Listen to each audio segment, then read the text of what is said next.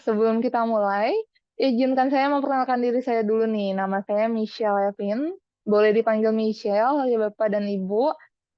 Saya hari ini nggak sendirian, di sini ada tim saya, ada Vincent, ada Regard, ada Kak Aji, buat Bapak dan Ibu yang mau tanya-tanya tentang eh, S2 di Pelita University bisa langsung menghubungi Kak Aji.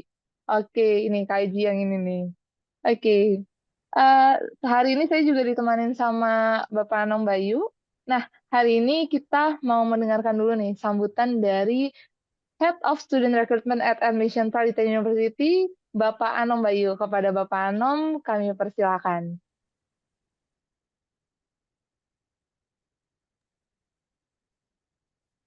Oke, selamat siang Bapak Ibu semua. Terima kasih Michelle. Suara saya terdengar ya? Oke. Ya, selamat siang Bapak Ibu semua. Perkenalkan saya Anom Bayu. Seperti yang tadi sudah disampaikan Michelle, saya di sini sebagai kepala bagian dari rekrutmen mahasiswa di Pradita University. Mungkin dari Bapak Ibu semua ada yang belum kenal tentang Pradita ya. Nanti mungkin ada presentasi yang lebih lengkap di bagian akhir oleh Aji. Hanya mungkin saya sedikit menjelaskan bahwa Pradita University ini kampus yang terletak di Gading Serpong, Bapak Ibu, di daerah Tangerang, di Kabupaten Tangerang. Jadi kita sudah ada dari tahun 2017. Dulu hanya menyediakan program studi S1. Saat ini kita udah berkembang, sudah ada program studi D3 dan S2. Nah, untuk acara pada siang hari ini, kita bekerja sama dengan program studi S2-nya Bapak Ibu. Jadi dari tim kami di Student Recruitment bekerja sama dengan program studi S2 menyelenggarakan workshop pada hari ini. Yang kebetulan kita bisa sama-sama nanti ikuti bersama narasumber yaitu, Bapak Handri Santoso. Ini beliau adalah ketua program studi dari master degree program di Universitas Pradita. Nanti juga beliau akan mungkin sharing beberapa hal terkait dengan materi dan juga mungkin pengalaman pembelajaran yang ada di Universitas Pradita. Nah, tujuan utama dari kolaborasi pada hari ini ya Bapak Ibu dengan eh, PT Solusi Solusi Pintar Prima. Jadi kita sebenarnya ingin memperkenalkan Universitas Pradita Bapak Ibu melalui program ini. Selain berbagi informasi, berbagi pengalaman terkait dengan bidang IT, kami juga sebenarnya ingin memperkenalkan universitas kami.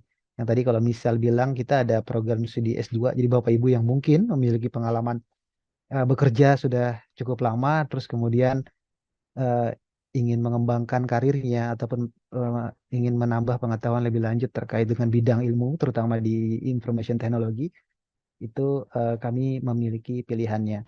Kemudian yang kedua mungkin ya kita sebenarnya ingin juga membuat jejaring bersama dengan industri. Jadi Pradita University Bapak Ibu punya konsep yang kita sebut dengan Enterprise University. Jadi kalau tadi di depan ya di video yang diputar sebelum acara ini mulai, di situ ada Prof. Eko, Pak Handri yang menyampaikan bagaimana kedekatan dunia industri dan dunia akademisi. Nah, Pradita University ingin menjadi jembatan terkait hal tersebut, di mana semua keilmuan yang ada di dunia industri itu bisa nanti menjadi pembelajaran utama ya yang akan kita lakukan di program studi yang ada di Pradita. Nah, pada hari ini senang sekali kita bisa berkumpul dalam acara pada hari ini yang juga ini kesempatan baik buat kami dari Universitas Pradita untuk memperkenalkan diri ya terutama buat Bapak Ibu yang mungkin baru pertama kali mendengar tentang kampus kami. Mungkin juga terima kasih sebesar-besarnya kepada pimpinan dari PT Solusi Pintar Prima yang sudah berkoordinasi ya dengan rekan saya Aji, jadi sehingga dapat terjadinya acara pada hari ini. Mungkin itu aja Bapak Ibu dari saya. Semoga apa yang kita lakukan pada hari ini, apa yang kita kolaborasikan pada hari ini bisa bermanfaat bagi kita semua, khususnya bagi yang hadir di acara workshop pada siang hari ini. Itu saja dari saya. Selamat menikmati acara sharing pada hari ini. Semoga bermanfaat buat kita semua. Selamat siang. Terima kasih, Michelle. Selamat siang. Terima kasih juga Pak Anom nih atas sambutannya. Selanjutnya kita mau dengerin juga nih sambutan dari PT Solusi Pintar Prima. Dari Human Resource Department, Ibu Azaria, boleh kepada Ibu Azaria kami persilakan. Sebentar. Oke, suara saya terdengar nggak ya, Mbak Michelle? Terdengar aman-aman. Oke. Assalamualaikum warahmatullahi wabarakatuh. Waalaikumsalam. Waalaikumsalam warahmatullahi wabarakatuh. Salam sejahtera bagi kita semua, Om Swastiastu, Namo Buddhaya, salam kebajikan. Pertama-tama tentunya saya ucapkan terima kasih kepada Universitas Pradita telah mengundang kami dalam webinar Data Driver for Business ini, yang pastinya akan sangat bermanfaat ya nantinya untuk kami semua. Dan juga saya ucapkan terima kasih untuk rekan-rekan saya di PT Solusi Pintar Prima yang sudah bersedia hadir hari ini. Semoga harapannya dengan adanya webinar ini dapat menambah ilmu pengetahuan kita juga dan juga nambah wawasan kita semua. Nah, dari saya segitu aja. Mungkin harapan saya semoga webinar hari ini berjalan dengan lancar. Terima kasih. Wassalamualaikum warahmatullahi wabarakatuh. Oh, terima Waalaikumsalam. kasih. Terima kasih Bu Azaria. Ya, oke, semoga acara ini dapat berjalan dengan baik dan Bapak dan Ibu bisa mengambil ilmu nih dari Bapak Handri Santoso. Oke, eh, kalau kata orang nih, tak kenal maka tak sayang ya. Kita mau kenalan dulu sama pembicara kita, Bapak Handri Santoso yang kerap disapa oleh Bapak Handri. Oke, selamat siang. Oke.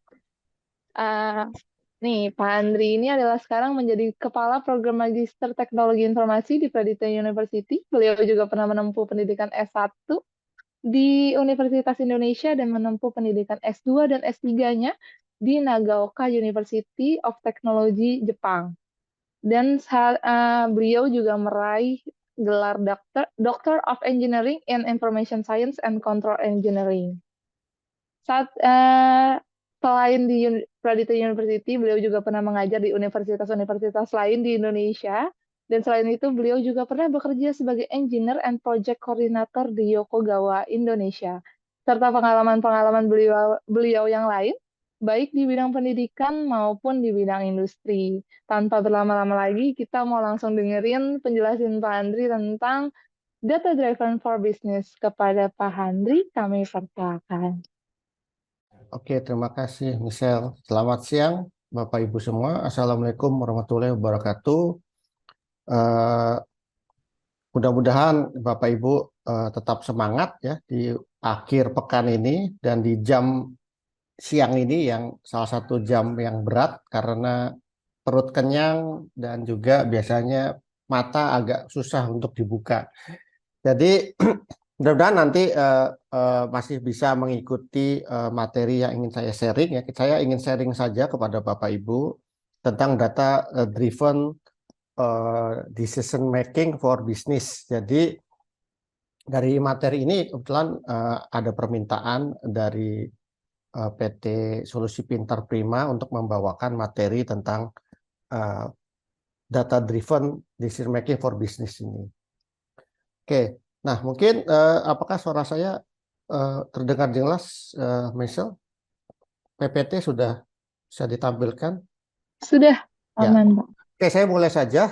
Mungkin agenda kita siang ini adalah tentang membahas tentang apa itu data driven decision making, kemudian apa itu kenapa pentingnya DDM di dalam suatu proses bisnis, kemudian juga bagaimana sih kita membangun proses DDM tersebut dan juga beberapa contoh-contoh bagaimana perusahaan-perusahaan yang mampu untuk memanfaatkan data di dalam bisnisnya itu bisa meningkatkan penjualannya, meningkatkan performanya dan lain sebagainya.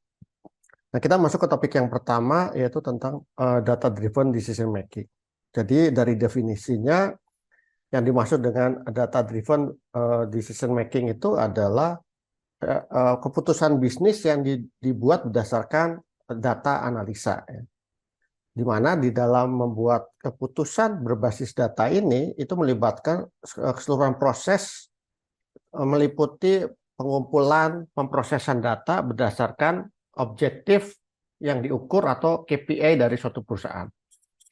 Kemudian juga analisa dan treatment dari data itu tujuannya adalah untuk mendapatkan suatu wawasan atau insight ya, dan juga subsequent transformation ke dalam bentuk yang mudah dipahami, dalam bentuk visual dan mudah untuk dipahami informasi tersebut. Keseluruhan proses itu harus merespon kepada suatu bisnis objektif ya. Jadi apa yang kita buat, apa yang tujuan kita membuat keputusan berdasarkan data itu harus berdasarkan spesifik bisnis objektif, dan setiap langkah dari proses itu meliputi pengumpulan, integrasikan, manajemen analisis, dan processing of data. Nah, kemudian apa sih yang dimaksud dengan data driven? Dari topik tadi kita bicara tentang data driven. Jadi konsep data driven ini merujuk kepada penggunaan fakta atau data. Jadi apapun yang kita gunakan atau apapun yang kita putuskan itu harus berbasis data. Ya. Tujuannya dari data itu kita mencari suatu pola dan wawasan untuk menginformasikan kita dalam mengambil suatu keputusan.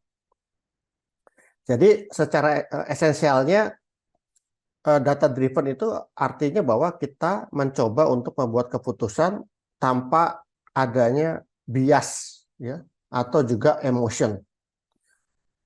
Apa yang kita buat itu harus berdasarkan bukti dan pola yang kita ekstrak dari data tersebut.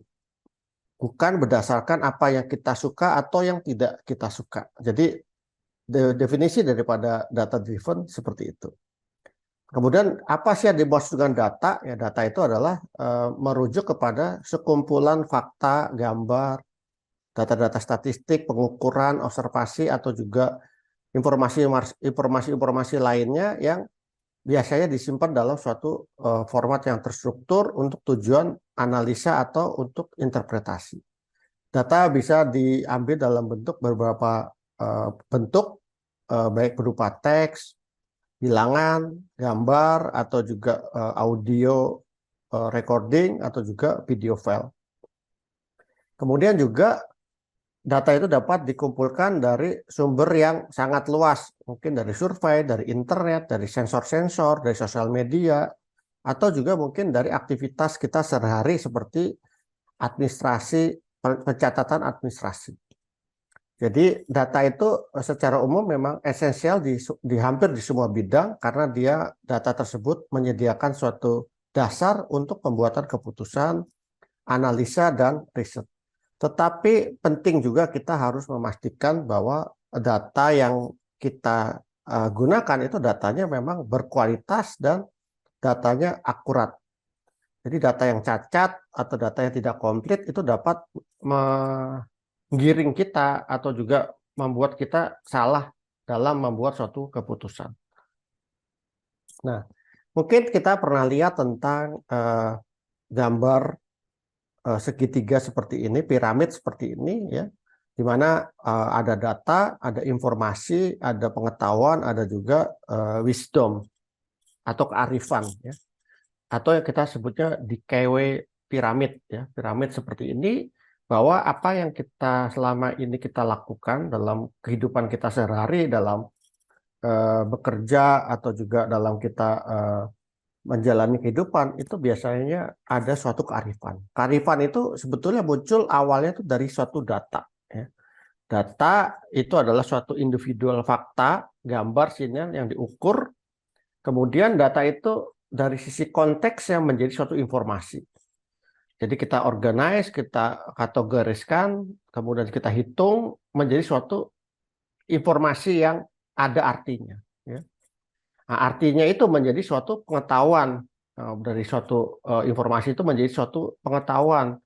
Itu ada ide, ada pengetahuan, kemudian juga ada suatu diskusi, ada konsep, yang kemudian dari pengetahuan itu, dari diskusi, dari suatu pembelajaran, atau juga membandingkan dengan informasi lainnya, pengetahuan itu menjadi suatu kearifan.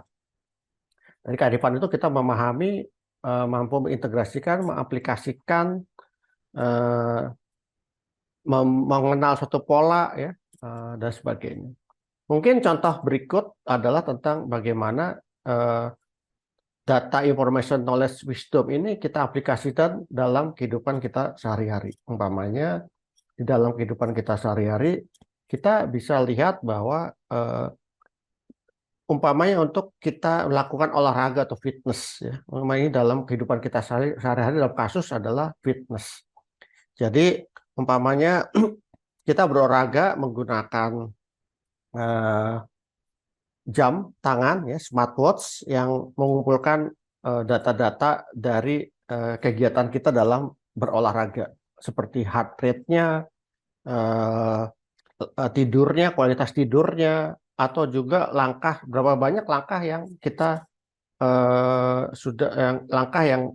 yang kita sudah berjalan berapa banyak ya, jumlah langkah yang kita jalani. Dari situ kemudian menjadi data tersebut perlu kita kalkulasi, perlu kita proses ya, untuk menjadi suatu information. Karena kalau cuman heart rate saja, lamanya kualitas tidur kita ya, seberapa berkualitas tidur kita, kemudian juga langkah yang kita jalan setiap hari itu kalau tidak diolah, tidak diproses, itu mungkin tidak menjadi suatu informasi yang penting gitu. Nah, di sini mungkin kita menginstal suatu aplikasi dari smartwatch tersebut, di mana data tersebut kita organize, kemudian kita tampilkan dalam suatu format yang komprehensif seperti banyaknya langkah per hari ya, kita bisa lihat rata-rata kita sehari itu berjalan berapa banyak, kemudian rata-rata heart rate kita itu cenderung naik atau turun atau konstan ya. Dan juga kita bisa lihat pola tidur kita itu dalam 1 bulan itu seperti apa. Apakah kita kurang tidur ya, sehingga menyebabkan heart rate kita itu meningkat dan sebagainya. Dari information tersebut mungkin kegiatan kita berolahraga atau fitness itu kita menjadi suatu pengetahuan dari analisa dan menginterpretasikan informasi itu mungkin kita bisa melihat suatu pola, umpamanya bahwa peningkatan jumlah kita dalam berjalan itu meningkatkan kualitas tidur. Oh, ternyata kalau kita banyak berolahraga di minggu itu, ternyata kualitas tidur saya itu lebih baik. Itu menjadi suatu knowledge ya, umpamanya seperti itu. Kemudian dari knowledge itu menjadi suatu kearifan. Dengan memahami pola dalam informasi kita dalam membuat suatu keputusan, itu kemudian kita mengadjust ya, latihan kita secara rutin, kebiasaan tidur, dan juga lifestyle lainnya untuk meningkatkan kehidupan kita. Itu dalam kegiatan kita sehari-hari umpamanya untuk menjaga kesehatan kita dengan berolahraga. Kemudian juga mungkin contoh berikut adalah bagaimana dari data menjadi kearifan dalam proses digital marketing.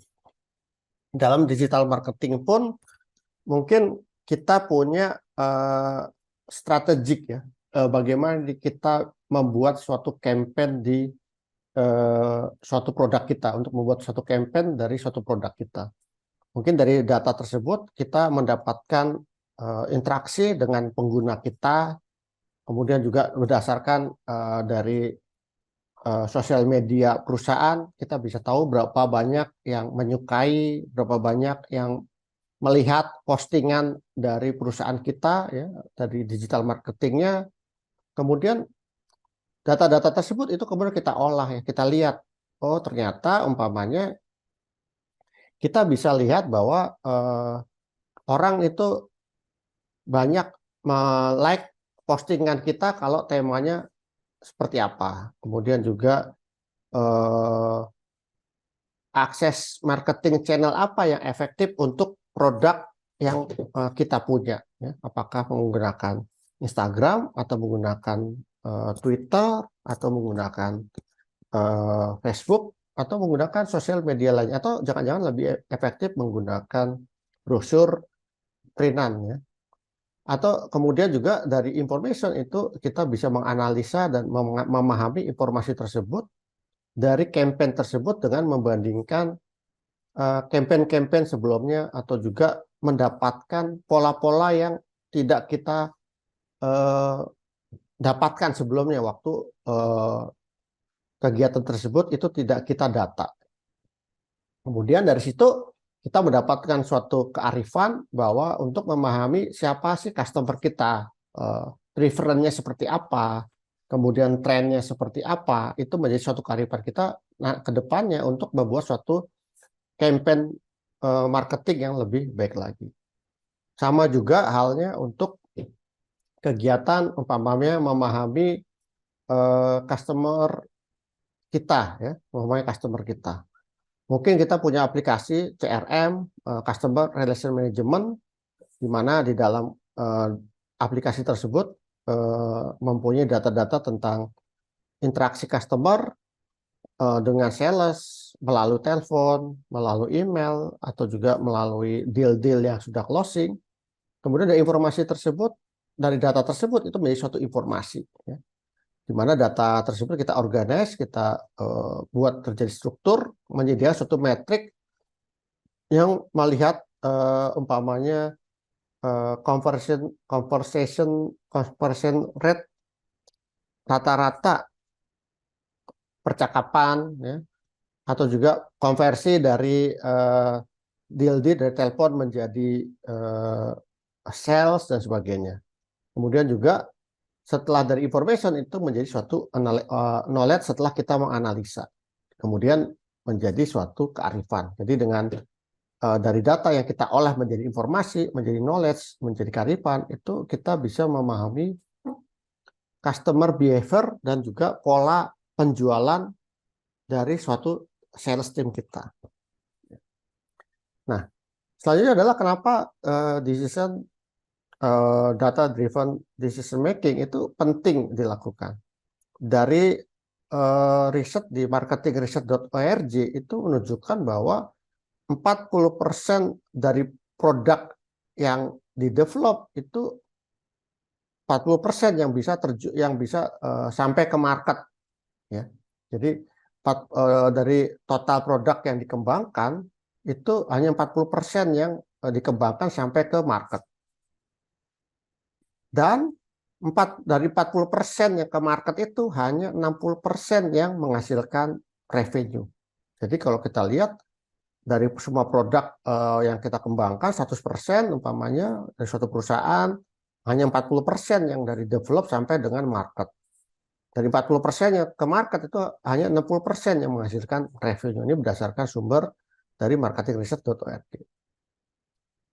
Kemudian juga pentingnya DDM, yaitu DDM itu data driven decision making, itu adalah data driven decision making itu menjadi vital karena menjadi penting karena ini membantu untuk kita membuat suatu performa organisasi menjadi lebih baik dan juga tentunya menghasilkan revenue yang lebih baik, besar dan mengembang dan perusahaan itu menjadi lebih berkembang. Jadi kalau kita membuat suatu keputusan hanya berdasarkan feeling atau intuition, mungkin kita salah dalam melakukan investasi yang seharusnya, ya. Jadi kita seharusnya tidak membelanjakan atau mengeluarkan duit untuk alokasi yang salah. Kemudian data driven keputusan berdasarkan data itu juga membantu kita membuat lebih confident dalam memutuskan, ya, membuat suatu keputusan, dan juga membantu juga untuk rekan partner kita atau third party kita itu lebih akurat dan lebih meyakinkan, ya. Jadi ini terutama ketika kita membuat suatu keputusan kemudian bisa meyakinkan investor atau pekerja-pekerja kita.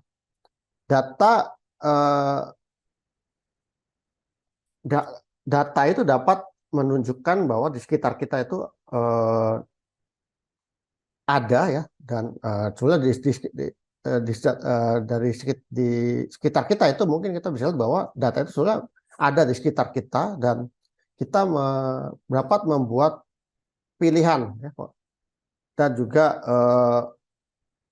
pilihan untuk memanfaatkan pengetahuan dari data tersebut, dan juga tentunya membuat perencanaan perusahaan menjadi lebih baik. Sehingga dari sini itulah kenapa penting data, karena secara umum tingkat confidence dari perusahaan tersebut itu akan meningkat ya, dan kepercayaannya juga akan meningkat. Jadi secara umum keuntungan daripada kita menggunakan data dalam membuat satu keputusan tentunya adalah meningkatkan akurasi dan efisiensi. Jadi dengan kita menggunakan data itu kita memanfaatkan data untuk membuat satu keputusan, organisasi dapat membuat lebih akurat dan efisien dalam membuat satu keputusan. Dan tentunya ini membantu kita untuk mengurangi kesalahan-kesalahan yang kita buat, dan juga lebih efektif dan efisien dalam penggunaan waktu dan resource. Kemudian juga mendapatkan gambaran yang lebih baik ya, dan informasi keputusan yang terinform lebih baik ya. Itu adalah salah satu keuntungan benefit dari kita menggunakan data untuk sebagai dasar dalam membuat satu keputusan. Kemudian juga tentunya meningkatkan agility dari suatu perusahaan dalam membuat suatu keputusan. Ya. Umpamanya di sini dengan data driven decision making itu organisasi memungkinkan untuk merespons secara cepat perubahan market yang ada dan juga kebutuhan customer yang ada. Kemudian juga dengan data driven decision making itu membantu juga mengimprove kepuasan pelanggan. Dengan kita memahami apa yang dibutuhkan pelanggan, apa yang mereka suka, apa yang mereka sukai, maka organisasi itu dapat lebih efektif menerapkan strategik untuk memenuhi kebutuhan mereka. Dan tentunya itu data driven decision making itu dapat menyediakan organisasi dengan suatu keuntungan kompetitif, sehingga mereka bisa lebih produktif, lebih efisien, yang ujung-ujungnya akan membantu perusahaan agar menjadi lebih kompetitif. Nah, dalam membuat suatu data driven decision making itu bagaimana caranya? Tentunya adalah kita perlu ada suatu budaya ya yang harus kita tumbuhkan dalam membuat DDM ini. Ya. Pertama adalah apa yang kita buat itu harus selaras dengan visi dan misi dari suatu perusahaan. Karena jangan sampai apa yang mau kita kembangkan atau mau kita buat itu tidak sesuai dengan visi dan misi suatu perusahaan. Umpamanya perusahaan ini adalah perusahaan elektronik, tetapi dia mengembangkan usaha yang tidak berhubungan dengan produk tersebut. Kemudian langkah untuk selanjutnya budaya itu adalah mengorganize data. Jadi membangun satu data dan menerapkan strategi analisis. Kemudian juga menyelaraskan organisasi dengan budaya. Ini juga penting ya untuk agar kita berhasil. Kemudian juga mengembangkan infrastruktur yang tepat. Nah, ini juga harus berdasarkan kebutuhan dari perusahaan. Artinya infrastruktur yang kita investasikan itu harus selaras dengan visi dan misi, karena sering terjadi kita lihat investasi infrastruktur ini biasanya bukan karena kebutuhan dari organisasi, ya, tapi hanya kadang-kadang hanya untuk nice to have saja, tetapi secara benefit atau value itu value-nya itu tidak terlalu signifikan dibandingkan dengan biaya investasi yang kita keluarkan. Kemudian tentunya kita juga bisa berhasil dalam menerapkan data driven culture ini, itu adalah encourage experimentation dan innovation. Jadi untuk mempercepat budaya penggunaan data penting sekali untuk mengencourage dalam percobaan ya, kita mencoba-coba dan memberikan suatu penghargaan kepada inovasi-inovasi, mancing orang untuk punya suatu inovasi untuk tujuan pengembangan dari suatu perusahaan tersebut. Nah, proses dalam membuat data driven decision making, prosesnya adalah biasanya kita tahu apa yang akan kita selesaikan, ya. Jadi kita tahu problemnya apa dan apa yang mau kita buat. Kemudian kita tentunya tahu data-data apa yang mendukung yang bisa kita gunakan untuk menyelesaikan permasalahan tersebut. Kemudian kita lakukan suatu pengumpulan dan processing data. Nah, ini biasanya proses ini adalah proses yang cukup memakan waktu, ya. Pengalaman proses untuk mendapatkan data yang relevan dan melakukan processing data ini adalah salah satu step yang memakan waktu sampai dengan 60-70% dari waktu keseluruhan kita dalam membangun data driven decision making ini. Setelah itu kita menganalisa dan memahami data, baru menggunakan hasil daripada analisa dan hasil kita memahami data tersebut itu untuk membuat suatu keputusan yang lebih baik atau juga mengambil suatu action yang lebih baik. Tetapi tentunya dalam kita memanfaatkan data dalam decision making itu tentunya ada suatu tantangan. Pertama adalah data-data itu terpecah-pecah, biasanya akan tersebar di setiap organisasi, dan juga biasanya ada silo-silo di mana data-data tersebut itu tidak bisa diakses oleh orang lain atau orang yang mempunyai priority lebih tinggi, karena data itu ternyata tidak secara nyata terstruktur di setiap departemen. Atau juga scattering data, bisa juga data itu independen, tidak saling terkoneksi dan tidak terintegrasi. Kemudian yang kedua itu adalah kualitas datanya itu jelek. Ini juga menyebabkan biasanya kalau datanya jelek ya otomatis dalam kita membuat suatu model keputusan itu juga modelnya tidak akan menghasilkan model yang cukup baik. Kemudian juga lack of recommendation, kemudian juga poor of data literasi. Ini adalah beberapa tantangan di dalam kita membangun data driven decision making. Dari semua hal tentunya kalau kita sukses dalam menerapkan DDDM itu dalam organisasi, tentunya ada suatu benefit. Nah, ini adalah contoh tentang benefit dari beberapa perusahaan, bagaimana perusahaan tersebut mampu melakukan suatu terobosan dengan memanfaatkan data mereka, sehingga mereka bisa mengambil suatu keputusan, mengembangkan bisnis, atau juga membuat suatu produk baru. Contohnya di sini adalah Lufthansa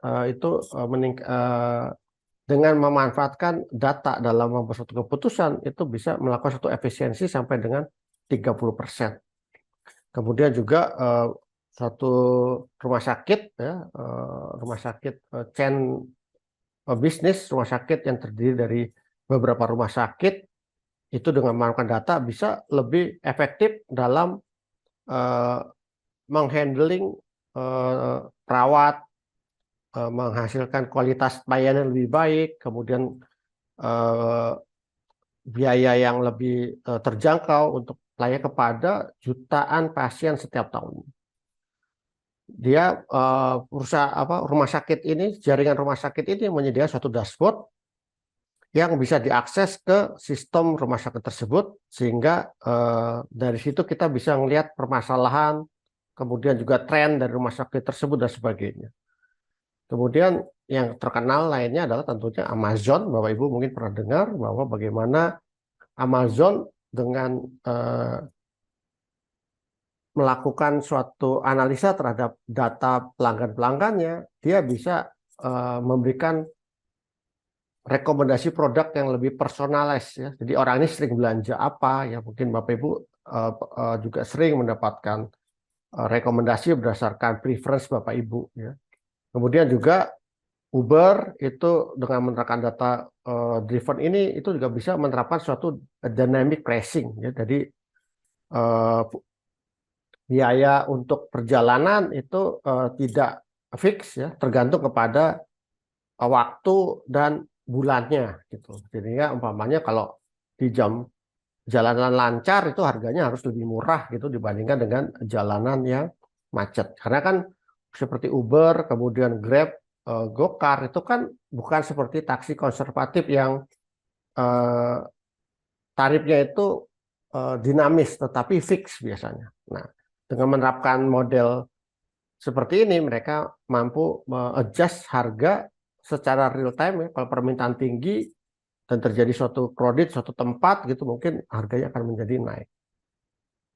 Kemudian ada satu perusahaan real estate yaitu menggunakan data untuk membuat prediksi ya. Di dalam prediksi real estate di dalamnya juga memprediksi nilai rumah, mengidentifikasikan potensial pembeli dengan menganalisis data tersebut, real estate transaction, inventory hosting dan faktor-faktor lainnya. Perusahaan ini mampu membuat suatu prediksi yang sangat akurat ya, sehingga membantu pengguna dalam membuat suatu keputusan untuk membeli real estate atau tidak, seperti itu ya. Kemudian juga satu kasus lagi ya, bagaimana dengan pemanasan data ini suatu perusahaan Boeing itu mampu melihat dari perspektif yang berbeda-beda ya, dari grafik yang ditampilkan dan dari informasi yang ditampilkan ini itu kesempatan untuk menemukan sesuatu hal yang baru tentang pesawat ke depannya dalam next 15 tahun itu bisa dilihat seperti apa. Umpamanya dari dunia atau market tertentu sukanya pesawat yang besar atau pesawat yang kecil, atau jangan-jangan ke depannya makin banyak orang kaya, itu kebutuhan pesawat jet pribadi itu akan menjadi tinggi dan sebagainya. Ya. Nah, oke, kita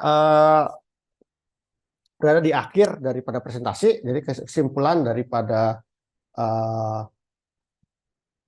seminar ini atau juga sharing hari ini adalah bahwa data driven making ini adalah sesuatu tool yang sangat powerful ya untuk organisasi dalam menggerakkan atau meningkatkan performa dan mendapatkan keuntungan kompetitif ke depannya. Kemudian juga ini dengan memakan data untuk membuat suatu keputusan, ini membantu organisasi dalam membuat keputusannya itu lebih terinform ya, membuat keputusan terinform berdasarkan data, kemudian meningkatkan efisiensi dan efektivitas serta meningkatkan kepuasan pelanggan. Mungkin itu Bapak Ibu semua untuk materi yang saya sampaikan untuk hari ini. Semoga memberikan manfaat kepada Bapak Ibu dan juga mungkin ada hal yang ingin didiskusikan setelah kegiatan ini. Saya silakan. Terima kasih. Saya kembalikan ke Michelle. Oke, baik. Terima kasih banyak Pak Andri. Tadi menarik ya data driven decision making. Jadi data itu nanti jadi info, terus jadi knowledge, terus jadi wisdom. Kita bisa ngambil keputusan yang tepat berdasarkan data tersebut. Oke, buat Bapak Ibu ada yang mau bertanya dulu tentang data driven decision making yang tadi disebutkan Pak Andri? Boleh by chat, boleh ngomong langsung, bisa raise hand aja kalau Bapak Ibu mau bertanya. Sambil kita menunggu Bapak dan Ibu yang mau bertanya, kita tadi seperti kata Pak Anam akan ada penjelasan tentang Magister Teknologi Informasi di Pradipta University. Jadi nanti Bapak Ibu boleh mendengarkan penjelasan Kak Aji. Di sini Kak Aji akan jelasin apa sih S2 di Pradipta University dan kenapa harus ngambil S2 di Pradipta University. Oke, kepada Kak Aji kami persilakan. Oke, sorry ini suara saya udah jelas belum ya? Udah aman. Udah clear ya? Oke, aku izin share screen dulu sebentar.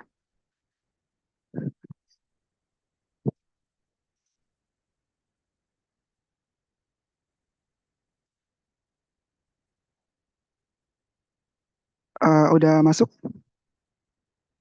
Udah kelihatan ya? Oke. Iya, oke. Bapak Ibu sekalian, kenalkan nama saya Riaji Ramadan, biasa dipanggil Aji. Saya adalah konselor program S2 Magister di IT di Pradipta University. Dan ini saya mau ngejelasin sedikit nih tentang program S2 kita di Pradipta, seperti itu. Nah, pertama kita kenalan dulu kali ya. Jadi siapa sih sebenarnya Pradipta itu? Gitu. Jadi Pradita University itu sendiri berdiri atas dasar sebagai inisiasi atau prakarsa dari Samarekon Group, Samarekon dan mitra bisnisnya seperti itu. Dan karena prakarsanya dari Samarekon yang merupakan sebagai perusahaan dan juga mitra bisnisnya, makanya kita disebut sebagai The Real Enterprise University seperti itu. Dan tadi yang saya sampaikan bahwa Pradita University sendiri berdiri dari atas inisiasi Samarekon dan mitranya, yang mana Samarekon dan mitranya sendiri itu memiliki bisnis atau industri yang bermacam-macam ya. Ada yang dari retail, property, hospitality, infrastructure, kemudian education, dan industri lainnya. Nah, dari masing-masing industri itu biasanya akan ada isu atau masalah yang muncul, dan itu semua diserap oleh Pradita University sebagai bahan pembelajaran di ruang kelas. Jadi makanya kenapa Pradita itu sebenarnya sangat dekat dengan industri, karena relevansinya itu sangat tinggi ya antara dunia nyata dan isu-isu yang berkembang saat ini. Dan itu semua dipelajari di program kita di program Magister IT Pradita University. Nah, di program magister kita ini itu ada 2 konsentrasi ya. Yang pertama itu adalah Digital Enterprise Architecture, kemudian yang kedua itu adalah Big Data dan Internet of Things kayak gitu. Nah, kalau Digital Enterprise Architecture atau yang biasa kita sebut dengan DEA itu sendiri, itu sebenarnya adalah kita bakal belajar gimana caranya merancang suatu sistem informasi yang sesuai dengan kebutuhan dari perusahaan atau organisasi ya gitu. Seperti yang tadi sempat disampaikan oleh Pak Handi juga ya, bahwa ada organisasi, perusahaan atau bahkan industri yang membuat suatu infrastruktur ya, yang dalam hal ini adalah aplikasi atau sistem informasi yang itu cuma sekedar nice to have aja gitu loh, sekedar biar kelihatan mengikuti perkembangan dan kelihatan oke kayak gitu, tapi tidak memperhatikan aspek kebutuhan dan efisiensinya. Nah, di sini kita bakal belajar dan menggali apa yang perlu kita rancang untuk atau supaya sistem informasi itu sesuai dengan industri atau perusahaan seperti itu.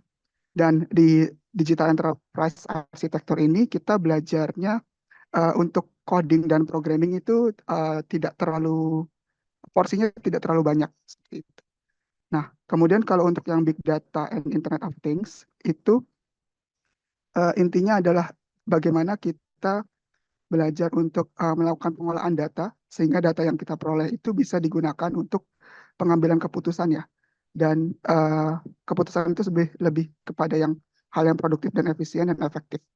Seperti itu tadi yang sempat disampaikan juga oleh Pak Handri bahwa data itu sebenarnya tersebar di mana-mana ya. Data itu banyak banget bisa kita temuin. Cuman yang jadi masalah bagaimana pengelolaannya dan bagaimana itu diambil dan diekstrak untuk memenuhi kebutuhannya kita. Dan di sini kita bakal belajar di Big Data and Internet of Things. Dan nanti ini memang lebih banyak teknisnya ya, dan kebutuhan untuk penggunaan bahasa pemrograman itu cukup tinggi di sini. Jadi nanti teman-teman bakal atau Bapak Ibu bakal belajar dengan menggunakan Python seperti itu, bahasa pemrograman Python. Nah, ini sekilas tentang Digital Enterprise Architecture, apa yang dipelajari. Jadi kita di sini sistemnya trimester dan total SKS-nya kita ada 36. Ini sekilas aja ya. Kemudian untuk Big Data dan Internet of Things, sama dengan sistem trimester juga, dan total SKS 36. Nah, terus tadi kan saya sempat info kalau kita dengan sistem trimester ya, berbeda dengan semester. Jadi kalau trimester sendiri itu kita masa studinya 1 trimester tuh 4 bulan. Beda dengan semester yang 6 bulan seperti itu. Dan kita bagi di sini ada 3 trimester, jadi perkuliahan kita dari awal sampai akhir itu total studinya 12 bulan atau 1 tahun. Seperti itu. Nah, kemudian untuk jadwal perkuliahannya kita bagi 2, jadi seminggu 2 kali. Itu ada weekdays dan weekend. Weekdays itu kita start dari jam 6 sore sampai jam 9 malam. Dan untuk kelasnya sendiri sebenarnya kita hybrid ya. Jadi bisa online atau offline. Jadi kalau Bapak Ibu ingin ikut online bisa, atau hadir langsung ke kelas juga bisa, seperti itu. Dan untuk harinya itu antara Rabu atau Kamis ya. Jadi masih dalam konfirmasi. Kemudian untuk yang weekend itu kita di hari Sabtu. Startnya itu dari jam 9 pagi sampai jam 6 sore. Untuk weekend ini kita sebenarnya mendorong Bapak Ibu supaya bisa hadir secara langsung ya. Supaya kan yang namanya belajar langsung di kelas tuh atmosfernya sebenarnya berbeda ya dibandingkan online gitu. Tapi seandainya Bapak Ibu punya kebutuhan atau halangan yang nggak bisa hadir ke ruang kelas secara langsung, Bapak Ibu bisa mengajukan untuk kelas online dan nanti tinggal diajukan aja ke dosen dan biasanya dosen kita cukup fleksibel kok seperti itu. Kemudian oh ya ini sertifikasi. Jadi tadi kalau Bapak Ibu lihat sekilas itu kita kan trimester ya dan di trimester terakhir itu ada yang namanya certification. Nah, sertifikasi kita sendiri itu ada dua. Jadi, kita bakal ngasih sertifikasi untuk yang standar internasional sama yang lokal.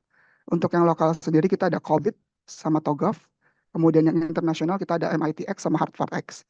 Bedanya sendiri kalau COVID sama TOGAF itu lebih ke IT Project Management. Sedangkan kalau MITx sama Harvard-X itu adalah sertifikasi nanti yang Bapak Ibu dapat ketika Bapak Ibu intinya menyelesaikan mata kuliah yang ada di MIT atau Harvard. Tapi ini salah satu aja ya, jadi nggak semua mata kuliah. Dan pilihannya sendiri itu nanti bakal diberikan oleh jurusan. Seperti itu. Dan yang jelas semua mata kuliahnya itu relate dengan bidang IT. Seperti itu. Dan kemudian tadi kan sempat saya info bahwa program master degree kita itu 12 bulan. Tapi seandainya ada mungkin di perjalanannya tidak mulus ya, artinya ada perlu tambahan waktu itu biasanya kita ada toleransi 4 bulan. Jadi total masa pembelajaran itu sebenarnya 1 tahun 4 bulan seperti itu. Dan untuk masa kuliahnya itu kita untuk kelasnya kita mulai di bulan September 2024 dan masuk di batch 9. Dan untuk batch 9 ini biaya sampai lulus artinya dari awal sampai selesai tesis itu kita 50 juta. Seperti itu. Dan khusus untuk corporate kita ada diskon tersendiri. Itu. Nah, nanti seandainya Bapak sama Ibu ingin bertanya lebih lanjut dan ingin tahu nih tentang program kita, mungkin ada pertanyaan-pertanyaan yang belum bisa disampaikan, nanti silahkan Bapak Ibu hubungi saya. Ini nomor handphone sekaligus WhatsApp saya ya. Jadi tinggal di WhatsApp aja ke saya, terus ditanyakan langsung. Ya, itu aja dari saya. Terima kasih. Saya kembalikan ke Michelle. Terima kasih Kak Haji atas penjelasannya. Menarik ya Bapak Ibu. Jadi kalau misalnya di S2 Pradita University nanti ketika Bapak dan Ibu join ke Pradita University akan bertemu lagi dengan Bapak Hadri. Terus menariknya di S2 Pradita University ini biasanya Pak Andri suka ketemu kasus-kasus dari industri. Jadi biasanya tuh mahasiswa-mahasiswa Pak Andri ya Pak seringkali kayak apa namanya membahas kasus-kasus yang memang jadi masalah di industrinya. Jadi nanti akan dibawa ke kelas, dipecahkan bersama-sama dengan para dosen. Jadi Bapak dan Ibu nggak usah khawatir nanti kalau misalnya masuk S2 Pradita gimana ya gitu. Nah, tadi saya lihat ada pertanyaan nih dari Bapak Ari Dwi Putra. Apakah ada Bapak Ari? Pak Ari mau menyampaikan sendiri mungkin pertanyaannya? Ya, halo. Oke, nah ini Pak Ari tadi mau bertanya nih Pak Andri. Kepada Bapak Andri, silakan Pak. Ya, halo Pak Andri. Halo Ya, Pak. perkenalkan Pak, saya Ari Putra. Saya di sini sebagai tim IT dari PT Solusi Pintar Prima. Oke, baik Pak Andri. Nah, untuk tim IT kurang lebih kan udah cukup akrab ya dengan data ya.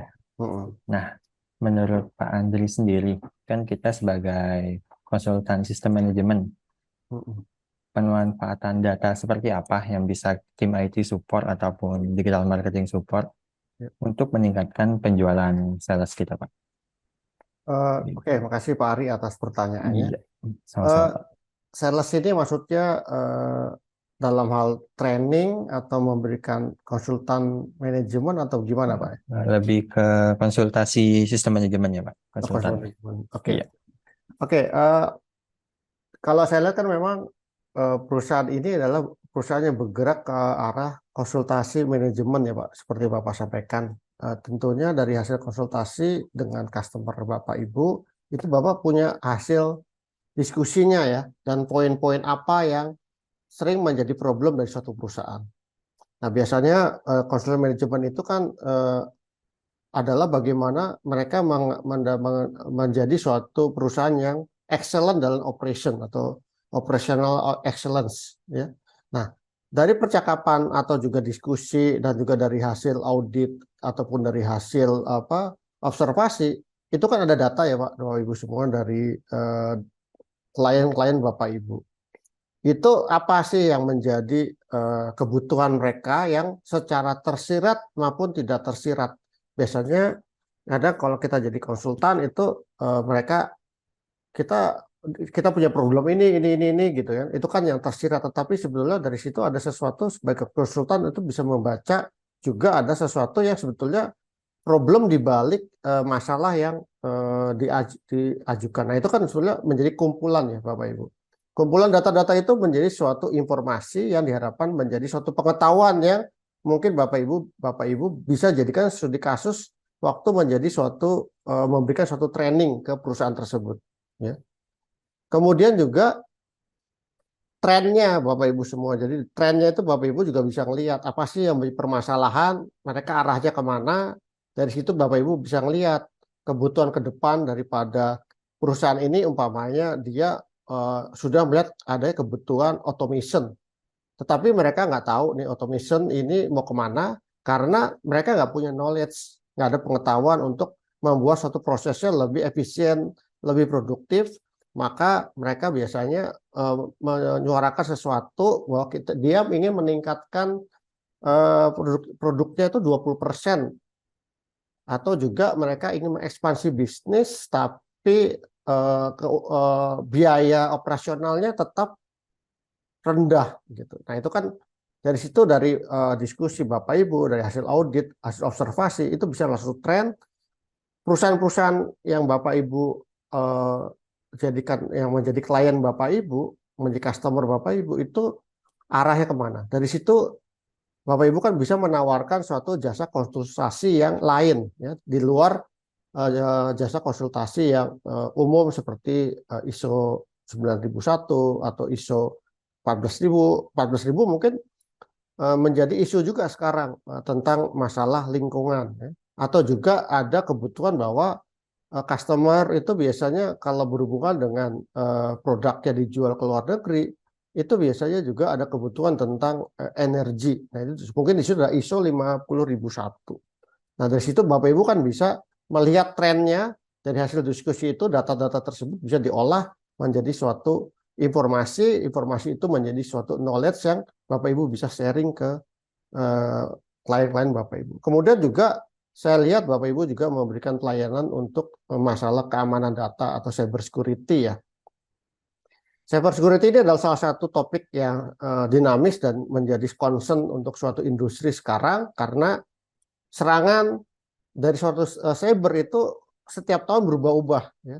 Mungkin tadinya cuma pamer, cuma ingin merusak data, sampai penyanderaan data kita disandra, ya Bapak Ibu. Mungkin Bapak Ibu tahu tentang ransomware dan sebagainya. Nah, itu dari situ kan Bapak Ibu juga bisa ngelihat trennya, makin banyak nggak sih perusahaan-perusahaan yang aware, atau Bapak Ibu bisa pancing makin banyak ke orang perusahaan-perusahaan yang belum aware tentang masalah keamanan data. Itu kan bisa menjadi suatu dari data yang Bapak Ibu dapatkan selama memberikan konsultasi, itu bisa men-create suatu peluang-peluang baru. Mungkin seperti itu Pak Ari, ya. Mudah-mudahan bisa menjawab pertanyaan Bapak. Terima kasih. Baik, makasih Pak Hendri atas jawabannya Pak. Terima kasih Pak Ari atas pertanyaannya dan Pak Andri atas jawabannya. Oke, ada Bapak Ibu yang mau bertanya lagi mungkin? Sambil nunggu yang bertanya, mau infoin juga kalau di Pelita University tadi Bapak Ibu bisa kuliah secara ini ya Pak ya, bisa secara online. Jadi Bapak Ibu yang kan kalau misalnya sekarang Bapak Ibu mungkin domisilinya di Bandung, kalau nggak bisa bergabung secara offline di kelas, nanti bisa secara online. Nanti diinfokan ke dosen kalau misalnya saya memang tidak bisa datang secara offline. Tapi diharapkan Bapak Ibu untuk hadir secara offline di kelas bersama dengan para dosen. Oke, ada pertanyaan lagi? boleh raise hand atau mungkin di kolom chat. Jika tidak ada pertanyaan, eh, mungkin sekian dari Pak Andri dan teman-teman. Tadi beberapa catatan yang saya sempat tulis nih, Pak Andri. Ya, Jadi tadi gimana? data apa namanya, data driven decision making ini sangat penting ya untuk membantu performa organisasi dan nanti mungkin bisa meningkatkan revenue ketika decision making yang dibuat itu baik. Ya, data driven ini dapat meningkatkan akurasi dan efisiensi dalam membuat keputusan. Jadi apa namanya, kita bisa lewat data kita bisa punya pilihan untuk memilih apa sih yang sebaiknya kita lakukan untuk perusahaan ke depannya. Data itu ada di sekitar kita, Bapak dan Ibu punya pilihan untuk bisa memanfaatkan atau tidak memanfaatkan data tersebut, ya. Eh, tapi gimana sih caranya supaya data driven ini bisa digunakan, di mana Bapak Ibu harus membuat harus selaras dengan visi misi perusahaan. Jangan sampai tadi ya Pak ya, ternyata apa namanya berbeda nih sama visi misi perusahaannya. Terus nanti dari data tersebut harus diorganisasi, harus diselaraskan. Oh, oke, Bapak Ibu ada yang mau bertanya lagi? Oke, mungkin sekian ya Pak Andri dari Ya. Bapak dan Ibu.